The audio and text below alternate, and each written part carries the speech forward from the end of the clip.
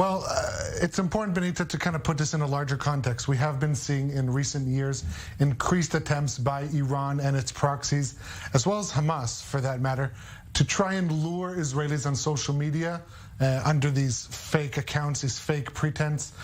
Usually these young women who reach out and give you a friend request, and that is then used, in fact, by the intelligence organizations, whether it's by Iran, Hamas, or what have you, to try and recruit these Israelis, whether they know or not, to gather intelligence on people of interest, or to even carry out terrorist activity. And that's, in fact, what the Shin Bet made public today. This recent attempt, as you mentioned, a Canadian woman named Sarah Poopy.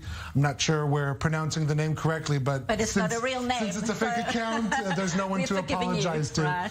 But this Sarah Poopy, after contacting mostly Israelis on Facebook, the conversation would then move to WhatsApp, and under pretext of business interests, whether it's an attempt to try and harm people who owe her money, we should, in quotation marks, or a request to revenge, she would pay thousands of dollars, mainly through Bitcoin. Now, what's interesting is that these Iranian operatives, through this Sarah Poopy, fake Miss Sarah Poopy, they in fact contacted Shin Bet operatives themselves, officers, and so they were not aware that they're engaged with Israeli counterintelligence security officers, and so from the get-go, Israel was following this network. And very briefly, there was also a link to Moscow and Vladimir Putin and billboards. Break that down. Right, so this is all happening at the backdrop of